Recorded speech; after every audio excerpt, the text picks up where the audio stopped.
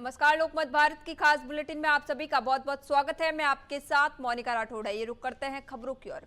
CM Mohan Yadav ने सदन में मीडिया से चर्चा करते हुए कहा कि प्रदेश सरकार किसानों की आमदनी बढ़ाने के लिए लगातार काम कर रही है। उन्होंने बताया कि सोयाबीन के बाद अब सरसों को भी भावांतर योजना में शामिल किया गया है और इसकी खरीदी इस योजना के तहत की जाएगी। तिलहन फसलों में भावांतर योजना लागू करने वाला मध्य प्रदेश देश का पहला राज्य बन गया है, जिससे 1.25 करोड़ से अधिक किसानों को लाभ मिलेगा। सरकार ने किसानों के हित में 5 योजनाओं को निरंतरता देते हुए 5 साल के लिए 10,520 करोड़ रुपए की मंजूरी दी है। मुख्यमंत्री ने राहुल गांधी पर निशाना साधते हुए कहा कि कांग्रेस ने प्रदेश में किसानों के लिए पर्याप्त काम नहीं किया। उन्होंने सिंचाई रुकबे को लेकर भी पूर्व सरकार पर सवाल उठाए और राहुल गांधी से माफी मांगने की बात कही।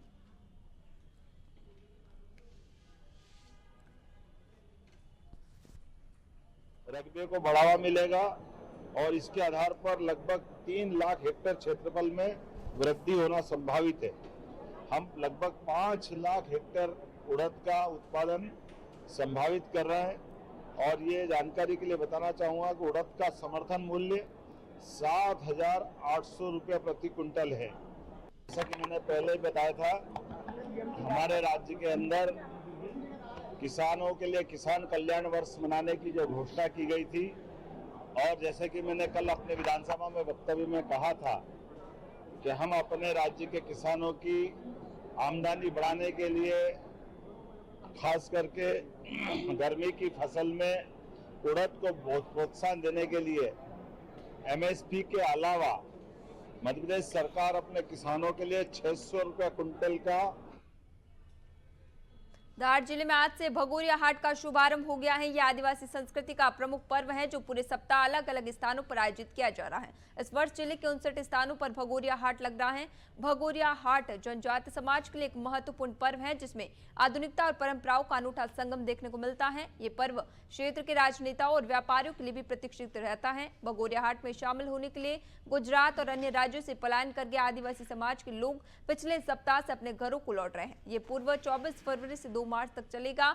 इसी दौरान आदिवासी समाज जन अपनी लोक संस्कृति के रंगों में रंगे नजर आते हैं। ढोल मांदल की थाप पर लोकगीत गूंजते हैं और युवा नृत्य करते हैं। ये पर्व विवाह योग्य युवक युवतियों के लिए भी विशेष महत्व रखता है।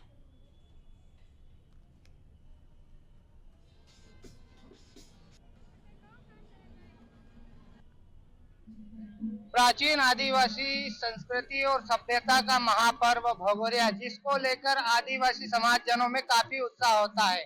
आज 24 फरवरी से भगोरिया हाट पर्व का आगाज हुआ है और उसी को लेकर धार जिले का कुक्षी, जो कि ऐसे भी कई विषयों में आगे होता है, लेकिन ये आदिवासी बाहुल्य क्षेत्र है और इस क्षेत्र में काफी उत्साह से भगोरिया हाट पर्व मनाया जाता है। और उसी को लेकर आज जो पहला भगोरिया हाट, जो भगोरिया का आगाज होता है, वो कुक्षी से हुआ है और जिले में लगभग 59 हाट बाजारों में इसकी रौनक देखने को मिलेगी।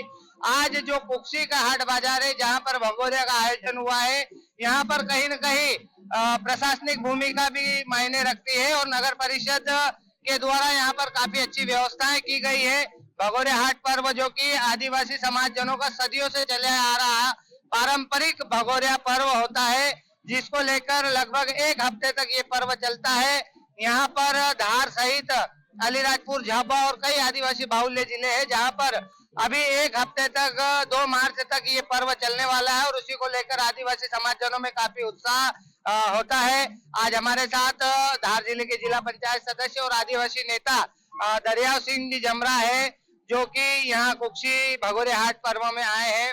मूलतः ये डही के निवासी है। हम इनसे जानना चाहेंगे किस प्रकार का उत्साह आदिवासी समाज जनों में भगोरिया पर्व को लेकर होता है और किस प्रकार की तैयारियां आदिवासी समाज जनों में की जाती है। भगोरिया हाट जो है, एक तो भगोरिया हाट बहुत लंबे समय से तैयारी किया जाती है और भगोरिया हाट इस भगोरिया हाट का पहला भगोरिया है ये। तो पहले तो मैं भगोरिया में सभी समाज जन को, मैं एक समाज की बात करूं, सभी समाज जन को जो भगोरिया में आए उनको सभी को मैं बहुत बहुत बधाई देता हूं और शुभकामना देता हूं। और ये जो भगोरिया हाट है, इस हाट की तैयारी बहुत पूर्ण में लंबे समय से होती है और बहुत सारी खुशियां रहती है। और इस भगोरिया हाट में रंग और गुलाल खेल के भगोरिया मनाते और विशेषकर आदिवासी समाज मनाता है। भगोरिया हाट पर्व जहाँ पर मनोरंजन उत्साह बहुत हद तक होता है। यहाँ पर मांडल की थाप पर युवक युवतियां बुजुर्ग बच्चे सभी थिरकते हैं और गेर निकाली जाती है आदिवासी समाज जनों के द्वारा। और इस पर्व को लेकर काफी तैयारियां समाज जनों के द्वारा की जाती है। और हमारे साथ यहाँ पर एक आदिवासी नेत्री है जो कि यहाँ नगर परिषद कुक्षी का प्रतिनिधित्व करती है। हम इनसे जानना चाहेंगे कि किस प्रकार का उत्साह भगोरिया पर्व को लेकर आदिवासी समाज जनों में होता है और आज यहाँ कुक्षी में जो भगोरिया पर्व है इसमें किस प्रकार का उत्साह समाज जनों में देखा जा रहा है। देखिए, उत्साह तो बहुत ज्यादा रहता है। 8 दिन पहले से ढोल को तैयार किया जाता है और महिलाएं कपड़े वगैरह सभी लेना देना और धोना सभी काम करते हैं। और उसके साथ ही फिर जिस दिन भगोरिया रहता है उस दिन फिर मंगलवार या बुधवार जो भी एक सप्ताह का भगोरिया रहता है उस सप्ताह में महिलाएं बड़े उत्साह से भगोरिया मनाने आते हैं। यहाँ पर विशेषकर जलेबी वगैरह जो भी खाना वो बहुत खाते हैं, फिर नाचते हैं, कूदते हैं और फिर शाम को वापस चले जाते हैं। इसलिए मैं उन लोगों को बहुत बहुत बधाई देती हूँ, होली की भी बधाई देती हूँ। धन्यवाद। भगोरिया पर्व की खुमारी आज से शुरुआत है। आगे आगे देखना है कि किस प्रकार से भगोरिया का रंग आदिवासी समाज जनों सहित पूरे प्रदेश और देश में चढ़ता है। कैमरा हुकूमत भारत नेशनल न्यूज चैनल धार से उपेंद्र कुमार की रिपोर्ट। खबर इंदौर से है। यहां पर मंत्री कैलाश विजयवर्गीय की विधानसभा में बदमाशों का आतंक देखने को मिला। यहां बदमाशों ने पहले दिन पुलिस चौकी पर हमला किया, वहीं दूसरे दिन दर्जनों गाड़ियों के शीशे तोड़े। चंदननगर थाना क्षेत्र के राजनगर में लगातार बदमाशों का आतंक बढ़ता जा रहा है। बदमाशों के आतंक से महिलाओं का बाहर निकलना भी मुश्किल हो गया है। वहीं अब इस घटना के सीसीटीवी फुटेज भी सामने आए।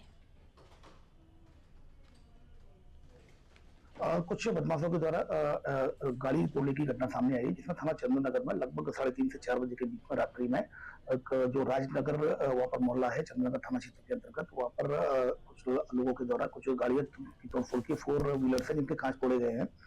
इसमें इनको आइडेंटिफाइड किया जा रहा है। हालांकि अभी तक कोई फरियादी थाना चंदननगर में नहीं पहुंचा, लेकिन सदर संज्ञान लेते हुए चंदननगर पुलिस के द्वारा सीसीटीवी फुटेज के आधार पर उन आरोपियों को आइडेंटिफाइड किया जा रहा है। सीसीटीवी फुटेज मिले हैं कुछ, जिसमें एक बाइक पर 3 लोग अज्ञात लोग जा रहे हैं। तो इसमें एक बाइक आइडेंटिफाइड करने की कोशिश कर रहा है। उस पर जो लड़के बैठे हैं जो अज्ञात हैं उनको भी आइडेंटिफाइड करने की कोशिश कर रहे हैं। जल्दी इसका खुलासा किया जाएगा।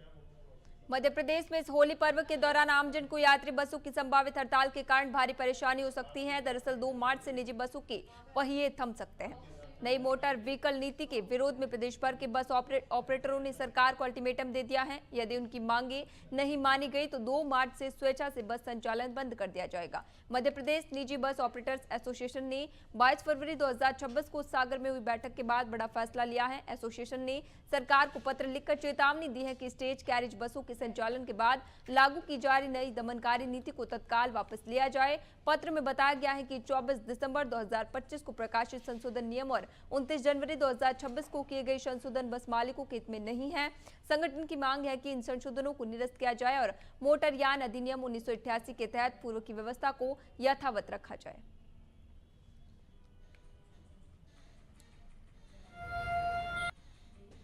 आज की तारीख में हम माननीय कलेक्टर महोदय से मिलने जिसमें आए हैं और ज्ञापन दिया हमने कि मध्य प्रदेश सरकार द्वारा जो नई परिवहन नीति बनाई जा रही है, जिसके अंतर्गत जो है वो बसों चलाने का प्लान कर रही है और उस प्लान के अंतर्गत जो उन्होंने जो विज्ञप्ति निकाली है जिससे हमारी लगातार आपत्तियां चल रही है, उस विज्ञप्ति में ये स्पष्ट हो रहा है कि सरकार जो है हमारे परमिट को रद्द करेगी और कोई नई एजेंसी जिसके पास कोई आज की तरह कोई वाहन नहीं है उसको जो है वो परमिट रूट मतलब दे देगी और वो रूट के माध्यम से जो हमको ऑफर करके पुनः हमारी गाड़ी चलाने के लिए प्रयास कर रही है। अभी 2 दिन पूर्व हम लोगों की सागर में पूरे मध्य प्रदेश बस एसोसिएशन की मीटिंग हुई थी। उसके अंतर्गत ये फैसला करा गया था कि जो 24/12/2025 को एक गजट नोटिफिकेशन शासन ने निकाला है, जिसके अंतर्गत उन्होंने कुछ धाराएं विलोपित करके नई धारा जोड़ी है, जिसके अंतर्गत हमारे द्वारा चलाया जाए परमिट को हमसे जब्त करके शासन अपने पास रखेगी और उन्हीं को किसी एजेंसी के मार्फत वापस हमें को ही किराए पे चलाने के लिए दिया जाएगा, जिसका कि हमने विरोध करा था। शासन से 3-4 बार चर्चा हुई है लेकिन अभी तक कोई निर्णय नहीं निकला है। तो इस बार आगामी 3 और 4 मार्च को पूरे देश में रंगों का त्योहार होली मनाया जाएगा। ऐसे में यात्री बसों की हड़ताल भी होने की बात सामने आ रही है। दरअसल मध्य प्रदेश निजी बस ऑपरेटर एसोसिएशन ने इंदौर कलेक्टर कार्यालय पर आज एक ज्ञापन दिया है, जिसमें कहा गया है कि मध्य प्रदेश शासन की बसों को लेकर नई नीति का विरोध किया जा रहा है। आगामी 2 मार्च को हड़ताल का अल्टीमेटम एसोसिएशन ने दिया है। बताया जा रहा है कि यदि सरकार उनकी मांगे नहीं मानती है तो पूरे प्रदेश में बसों के चक्के थम जाएंगे और इससे आमजन को काफी परेशानियों का सामना करना पड़ सकता है। अब देखना होगा सरकार मांगे मानती है या 2 तारीख को हड़ताल रहेगी। कैमरा पर्सन जीतू माथुर के साथ सतीश शर्मा, लोकमत भारत, इंदौर। इंदौर में प्रशासन द्वारा चलाया जा रहा भिक्षावृत्ति उन्मूलन अभियान अब सकारात्मक परिणाम देने लगा है। पिछले 2 वर्षों से लगातार जारी इस अभियान के तहत अलग अलग क्षेत्रों में सर्वे कर भिक्षावृत्ति में लिप्त लोगों की पहचान की जा रही है। इसी कड़ी में चंदन नगर क्षेत्र में किए गए सर्वे के दौरान एक चौंकाने वाला तथ्य सामने आया है। बड़ी संख्या में बच्चे स्कूल नहीं जा रहे थे और उन्हें विभिन्न प्रकार के कार्यों में लगाया जा रहा था। मामले की जानकारी प्रशासनिक अधिकारियों ने कलेक्टर को दी। इसके बाद इंदौर कलेक्टर शिवम वर्मा ने संवेदनशील पहल करते हुए 40 बच्चों का स्कूल में प्रवेश सुनिश्चित कराया और उनकी शिक्षा की जिम्मेदारी भी उठाई। महिला एवं बाल विकास विभाग के अधिकारी दिनेश मिश्रा ने बताया कि इस पहल से बच्चों के जीवन में नई उम्मीद जगी है। इसी के चलते बच्चे और उनके अभिभावक कलेक्टर कार्यालय पहुंचकर आभार व्यक्त करने पहुंचे हैं। मेरा नाम इंद्र है, हम चंदननगर से आए। बच्चे इसमें आपके बच्चे भी हैं? हाँ, मेरे बच्चे। कितने बच्चे? 4 बच्चे हैं। क्या हुआ, किसी इनको यहाँ पर लेके आए? मतलब इनके पास कागज ना कुछ भी सबूत नहीं था। हम स्कूल रखने जा रहे थे पर मैडम ने सबूत मांगा हमारे से, तो हमारे पास नहीं था कुछ भी। तो भैया ने यहाँ पे हमारा नाम लिखा और बच्चों को इसमें मतलब स्कूल में रखवाए। कागज अब तक नहीं थे, आपने कोई बनवाए थे? आधार कार्ड नहीं बनाया, कागज नहीं था हमारे पास। छुट्टी का बच्चों का अस्पताल में से नहीं मिला था, जन्म तारीख नहीं थी, तो भाई स्कूल नहीं रखा था। हमारे बच्चों को हम ले गए 2-3 बार, किसी ने स्कूल में नाम नहीं लिखवाया था। क्या मामला है? बच्चे आज कलेक्टर कार्यालय में आए हैं। एक्चुअली आपको जानकारी है कि भिक्षावृत्ति अभियान हमारा जो उन्मूलन अभियान है विगत 2 वर्ष से चल रहा है और उन्मूलन अभियान के तहत जो हमारे दल ने देखा कि कुछ मंदिरों में लगातार एक बस्ती के लोग आते हैं भिक्षावृत्ति करते हुए, तो वहाँ पे जब हमने सर्वे करवाया तो हमें ऐसे 40 बच्चे मिले जिनके अभी तक स्कूल में प्रॉपर एडमिशन नहीं हुए। इसके पीछे बहुत से कारण थे, इनके दस्तावेज ना होना, इनका बाल श्रम में लगा होना, भिक्षावृत्ति में लगा होना, इसकी वजह से इनके प्रवेश नहीं हो पाए थे। तो हमने कलेक्टर साहब के मार्गदर्शन में उनके निर्देश अनुसार इनको सबको स्कूल में एडमिशन करवाया है। अतुल देवी स्कूल में, सुदामा नगर प्राथमिक स्कूल में एडमिशन करवाया है। मंगलवार को रीवा कलेक्टर कार्यालय की जन सुनवाई में एक अजीबोगरीब नजारा देखने को मिला, जब एक युवक हाथ में नारियल लेकर दंडवत होता हुआ शिकायत लेकर पहुंचा। युवक गांव में सड़क नहीं बनने की शिकायत पिछले कई सालों से कर रहा है, लेकिन जब इस पर कोई कार्रवाई नहीं हुई तो उसने एक बार फिर इस अनोखे अंदाज में शिकायत करने कलेक्ट्रेट कार्यालय पहुंचा। पूरा मामला रीवा जिले के जवा जनपद क्षेत्र की ग्राम पंचायत गाड़ा 138 का है, जहां ग्रामीण पिछले कई वर्षों से अधूरी सड़क निर्माण से परेशान हैं। बताया जा रहा है कि ग्राम पंचायत गाड़ा 138 में सड़क निर्माण को लेकर वर्ष 2022 से लगातार शिकायतें की जा रही हैं। ग्रामीणों का आरोप है कि कई बार सड़क का टेंडर हुआ लेकिन आज तक सड़क का निर्माण पूरा नहीं हो सका। सड़क नहीं बनने से गांव के लोगों को बारिश के दिनों में भारी दिक्कतों का सामना करना पड़ता है। स्कूल जाने वाले बच्चों, बुजुर्गों और मरीजों को आवागमन में परेशानी हो रही है, जिसके बाद गांव का युवक दिनेश सोनकर एक बार फिर हाथ में नारियल लेकर दंडवत होकर अपनी शिकायत लेकर कलेक्ट्रेट कार्यालय में जन सुनवाई में पहुंचा है। मांगी ये है कि 2022 में हमारे यहाँ लोक निर्माण विभाग द्वारा 2,51,15,000 रुपए की राशि सड़क और पुल के लिए मंजूर हुई थी। 12 फरवरी 2023 को विधायक सिमौर विधायक द्वारा लोकार्पण भी हुआ था। 2 महीने बाद ठेकेदार ने काम चालू कर दिए। 2200 मीटर की सड़क थी, उन्होंने 2200 मीटर में मिट्टी डलवा दिए। इसके बाद ये बिना सूचना के घर भी गिरा दिए। घर गिरवाने में मेन हाथ PWD अंजीरा प्रसाद तिवारी जी का भी हाथ है, क्योंकि उन्होंने अगर बिना सूचना दिए गिरवाए हैं अगर, तो उनको कार्रवाई करनी चाहिए। उन्होंने कार्रवाई नहीं किया। इसके बाद 1.5 साल ऐसे लटकाते रहे, बरसात 3 बार तो कलेक्टर मैडम ने बोला कि बरसात के बाद बनवा देंगे। पन्ना जिले के अजयगढ़ थाना क्षेत्र में नवागत थाना प्रभारी हरि सिंह ठाकुर ने कार्यभार संभालते ही अवैध कारोबारियों के खिलाफ जंग छेड़ दी है। पुलिस ने पशु तस्करी के एक बड़े नेटवर्क को ध्वस्त करते हुए करीब 1 सैकड़ा मवेशियों को तस्करों के चंगुल से मुक्त कराया है। थाना प्रभारी को आज मंगलवार 24 फरवरी को सूचना मिली थी कि पिकअप वाहनों के जरिए मवेशियों को बेहद क्रूरता पूर्वक भरकर अवैध रूप से उत्तर प्रदेश के बुचड़खानों में ले जाया जा रहा है। सूचना मिलते ही थाना प्रभारी ने पुलिस बल के साथ मोर्चा संभाला और सटीक लोकेशन पर घेराबंदी की। जांच के दौरान 4 संदिग्ध वाहनों को रोका गया, जिनमें भैंसों को ठूस कर भरा गया था। पुलिस ने त्वरित कार्रवाई करते हुए चारों वाहनों सहित सभी मवेशियों को जब्त कर लिया है। जब्त किए गए मवेशियों को सुरक्षित गौशाला भिजवा दिया गया है। पकड़े गए तस्करों के विरुद्ध पशु क्रूरता अधिनियम की विभिन्न धाराओं के तहत मामला दर्ज कर कानूनी कार्रवाई शुरू कर दी गई है। रात में हमें मुखबिर से सूचना मिली थी कि जो मालवाहक गाड़ियाँ हैं में ये भैंस पाड़ी इनको अवैध रूप से भरकर और उत्तर प्रदेश तरफ ले जाया जा रहा है। तो मुखबिर की सूचना को हमने श्रीमान एसपी मैडम को बताया। उनके निर्देश प्राप्त हुए कि कार्रवाई करो। तो हमने रात में चेकिंग लगाई और चेकिंग के दौरान 4 वाहन, जिसमें से एक DCM है टोयोटा आइसर की गाड़ी है और 3 पिकअप हैं, इनको चेक किया तो इनमें अवैध रूप से ये दुधारू भैंसें और पाड़े भरे हुए थे। जिनके आरोपियों को पकड़ा तो उनसे कागज के बारे में पूछा तो कोई वैध कागज उनके पास नहीं पाया गया।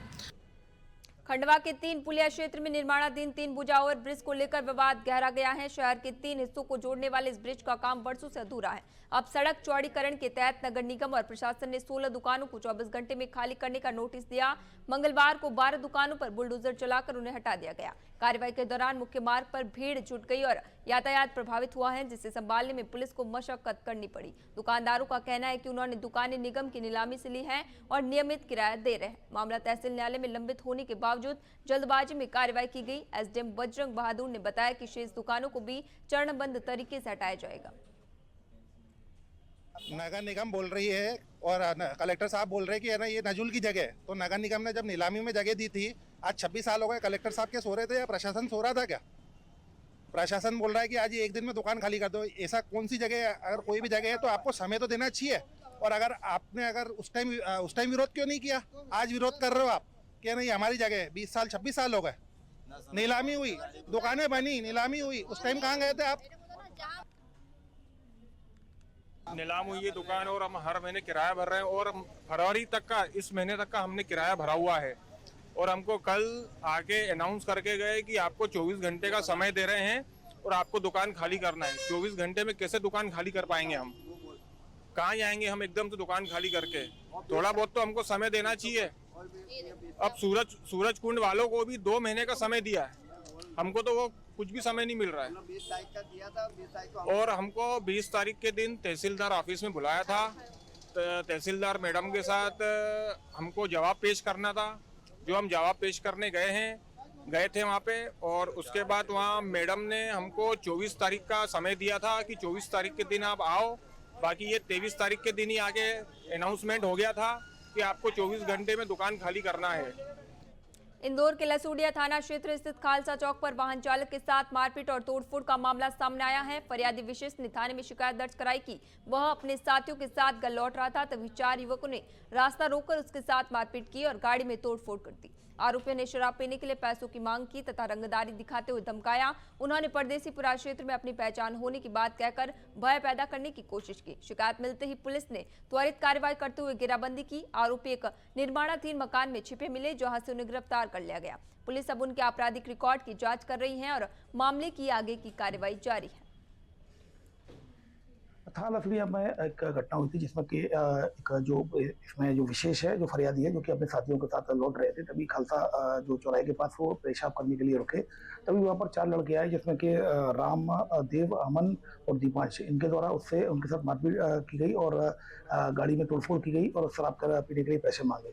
इस पर से इनके द्वारा थाने में रिपोर्ट की गई। तत्काल वहाँ पर थाने पहुँचकर तो थाने ने पॉइंट दिया FRB 16 को। FRB 16 में जो कि नरेंद्र और आदिश। छिंदवाड़ा में ऑल इंडिया इंटर कैंपस खेल प्रतियोगिता आरोहण 2026 का शुभारंभ 24 फरवरी को हुआ। 24 से 27 फरवरी तक आयोजित इस प्रतियोगिता में देश के 12 कैंपसों से आए 250 से अधिक छात्र छात्राएं भाग ले रहे हैं। प्रतियोगिता में क्रिकेट, वॉलीबॉल, 100 व 200 मीटर दौड़, लंबी कूद, गोला फेंक, बैडमिंटन, टेबल टेनिस, शतरंज और कैरम जैसी स्पर्धाएं आयोजित की जा रही हैं। उद्घाटन समारोह में राजा शंकर चौहान यूनिवर्सिटी के कुलगुरु प्रोफेसर इंद्र कुमार त्रिपाठी मुख्य अतिथि रहे। मार्च पास्ट और सांस्कृतिक कार्यक्रमों ने आयोजन को आकर्षक बनाया। संस्थान के केंद्र प्रभारी अरित्रा दास ने बताया कि प्रतियोगिता का उद्देश्य युवाओं में खेल भावना, टीम वर्क और स्वास्थ्य के प्रति जागरूकता बढ़ाना है।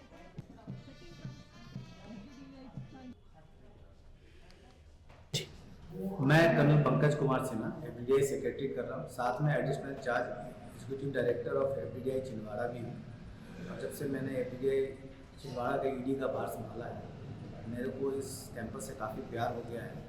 और एक ये इंटर कैंपस स्पोर्ट्स टूर्नामेंट जो एफडीआई छिंदवाड़ा में हो रहा है, जिसका नाम हमने आरोहण 2026 रखा है, ये काफ़ी प्रोत्साहन के रूप में हमारे लिए आया है। इसके कारण बस हमने काफ़ी इंफ्रास्ट्रक्चर डेवलपमेंट करने की कोशिश करी है। और यहाँ पे इस कैंपस इंदौर क्राइम ब्रांच ने नशे के कारोबार के खिलाफ कार्रवाई करते हुए ड्रग पैडलर सूरज मिश्रा को गिरफ्तार किया। वह अपनी कार के जरिए एमडी सप्लाई करने की फिराक में था। रुद्र एजेंसी बिल्डिंग के पास पुलिस ने कार को घेराबंदी कर रोका। तलाशी में कार के आर्म रेस्ट बॉक्स से 10 ग्राम अवैध मादक पदार्थ बरामद हुए, जिसकी कीमत लगभग 1 लाख रुपए है। सूरज ने कबूल किया कि वह पैसे से ड्राइवर हैं और बाहरी क्षेत्रों से सस्ते में ड्रग्स लाकर इंदौर में ऊंचे दामों पर बेचता है। इंदौर में अवैध मादक पदार्थों के खिलाफ लगातार इंदौर पुलिस का विशेष कार्रवाई की जा रही है। इसमें क्राइम ब्रांच एवं सभी थाने मिलकर लगातार इसके खिलाफ कार्रवाई कर रहे हैं। इसी तारतम्य में क्राइम ब्रांच को सूचना मिली थी। सूचना के आधार पर एक घेराबंदी करके एक जो किया गाड़ी है, उस किया गाड़ी को रोका गया और क्राइम ब्रांच के द्वारा जब उस गाड़ी की तलाशी ली गई तो जो आर्म्स रेस्ट बॉक्स होता है जो गाड़ी में 4 व्हीलर में, उसका रेस्ट बॉक्स को जब खोल कर देखा गया तो उसमें एमडी जैसा पदार्थ था, जिसको फिर विधिवत पूरी कार्रवाई की गई तो 10 ग्राम एमडी निकला है। और उस व्यक्ति का नाम सूरज मिश्रा। बैतूल जिला अस्पताल में नवजात बच्ची की मौत को लेकर हंसराज यादव ने कलेक्टर कार्यालय में शिकायती आवेदन दिया। जनसुनवाई में उन्होंने आरोप लगाया कि 20 फरवरी की रात लेबर वार्ड स्टाफ की लापरवाही के कारण उनकी बहू की बच्चे की मौत हुई। उन्होंने बताया कि उनकी बहू की तबियत गंभीर है, लेकिन अस्पताल में सही उपचार नहीं किया जा रहा। शिकायत सिविल सर्जन को भी दी गई थी, लेकिन कोई मदद नहीं मिली। हंसराज ने कलेक्टर से दोषियों के खिलाफ कठोर कार्रवाई की मांग की है। और जी साहब, हमारी बहू एडमिट हुई थी हॉस्पिटल में, तो उनको जब ज़्यादा तकलीफ होने लगी 2:30 बजे रात को, तो उनने पेट को ज़बरदस्ती दबाना चालू किया और मुक्के से मतलब मुट्ठी बांध के उनने पेट पे दबाना चालू किया। फिर उसके बाद वो बच्ची ख़त्म हो गई, तो उनने आईसीयू में रखी 2 दिन, हमको बताया नहीं उनने। फिर उसके बाद हम बच्ची को बाहर निकाली, उनने 2 दिन बाद की बच्ची ख़त्म हो गई है। फिर इंदौर में जनगणना की तैयारियां तेज हैं। कलेक्टर शिवम वर्मा ने बताया कि अधिकारियों और कर्मचारियों की चरणबद्ध ट्रेनिंग शुरू की चुकी है। पहले जिलाधीशों, फिर जांच अधिकारियों और चार्ज ऑफिसर्स का विशेष प्रशिक्षण किया जा रहा है। 1 मई से मकान सूचीकरण कार्य शुरू होगा, जिसमें हर मकान का विवरण तैयार किया जाएगा। इसके बाद सुपरवाइजर और अन्य कर्मचारियों को भी ट्रेनिंग दी जाएगी। देखिए, सेंसस जो अत्यंत महत्वपूर्ण कार्य है वो प्रारंभ हो गया, उसकी ट्रेनिंग हमारे यहाँ प्रारंभ हो गई है। सभी कलेक्टर्स की भी ट्रेनिंग, मेरी भी हुई थी ट्रेनिंग, और अब हमारे जो चार्ज अधिकारी हैं उनकी ट्रेनिंग की जा रही है। 1 मई से हमारा जो मकान सूचीकरण कार्य प्रारंभ होगा और हमारे सभी चार्ज ऑफिसर जो 2 दिवसीय ट्रेनिंग प्रारंभ हुई है उसमें भाग ले रहे हैं। और जो सेंसस का कार्य है, इसी डेटा कलेक्शन से ही पूरे देश की नीति बनती है और अत्यंत महत्वपूर्ण कार्य है। हमारे सभी चार्ज अधिकारी पूरी गंभीरता से इसको बारां जिले के अटरू रोड पर स्थित अवैध पटाखा फैक्ट्री में पुलिस ने 3 गोदामों से 2,31,000। बारां में शहर के मंडोला स्थित आरडी ब्रदर्स के 3 पटाखा गोदामों में अवैध विस्फोटक सामग्री के भंडारण और निर्माण के खिलाफ 3 दिवसीय कार्रवाई पूरी हो गई है। पुलिस प्रशासन और विशेषज्ञ टीमों की संयुक्त कार्रवाई में लगभग 2,31,300 किलोग्राम विस्फोटक सामग्री जब्त की गई है, जिसकी बाजार में कीमत करीब 40 करोड़ रुपए आंकी गई है। तीनों गोदामों को सील कर दिया गया है। एसपी अभिषेक अंदांसु ने बताया कि 20 फरवरी को अवैध भंडारण की सूचना मिली थी। सूचना मिली थी कि यहाँ अवैध पटाखा फैक्ट्री चल रही है और भारी मात्रा में विस्फोटक सामग्री मिली है। हमने मौका मुआयना किया, उसके बाद में नगर परिषद और प्रशासन की ओर से एक संयुक्त कार्रवाई की गई और इसमें तुरंत ही इसको लाइसेंस जो दिया हुआ था उसके विरुद्ध सभी शर्तों का उल्लंघन किया हुआ इसने, तो इसी को देखते हुए नगर परिषद की ओर से इसको पूरे 3 गोदामों को सीज किया गया। और जो 2 कोटा के उद्योग नगर थाना क्षेत्र में 21 फरवरी की रात लगभग 9:30 बजे कैटरिंग व्यवसायी हनुमान गौतम ने पुलिस पर मारपीट का आरोप लगाया। हनुमान ने बताया कि मजदूरों के वेतन विवाद के चलते वह शिकायत दर्ज कराने थाने गए थे। आरोप है कि 3 कांस्टेबल शराब के नशे में थे और उन्होंने हनुमान को थाने के पीछे कमरे में ले जाकर डंडे और पट्टों से पीटा। इसी दौरान हनुमान के साथ उनके मैनेजर मोनू और नितेश को भी चोटें आई। हनुमान ने हाथ, गाल और कान पर चोटों की शिकायत की और पसली में दर्द बताया। डीएसपी रुद्र प्रकाश शर्मा ने तीनों कांस्टेबलों को लाइन हाजिर किया और मामले की जांच शुरू कर दी है। प्रशासन ने कहा कि जांच पूरी होने के बाद उचित कार्रवाई की जाएगी। ये घटना कोटा में पुलिस की कार्यप्रणाली और शिकायतकर्ता की सुरक्षा को लेकर सवाल खड़ा करती है। पोरसा में सोमवार की शाम थाना क्षेत्र में आदतन अपराधी गुरु ग्रुप और बंटू तोमर और उमेश राजावत के बीच विवाद हो गया। मामले में पुलिस ने दोनों पक्षों पर कार्रवाई करते हुए इन्हें थाने में बंद कर दिया। बताया जा रहा है कि करनी सेना की जिला अध्यक्ष विष्णु तोमर ने बंटू तोमर और उमेश राजावत की ओर से थाना प्रभारी से सिफारिश की थी। हालांकि टीआई ने किसी एक पक्ष को राहत देने के बजाय दोनों पक्षों पर समान रूप से कार्रवाई की। इसी बात को लेकर जिला अध्यक्ष नाराज बताए जा रहे थे। थाना प्रभारी टीआई दिनेश कुशवाहा ने बताया कि लोकतंत्र में सभी को प्रदर्शन करने का अधिकार है, लेकिन इसके लिए प्रशासनिक अनुमति आवश्यक है।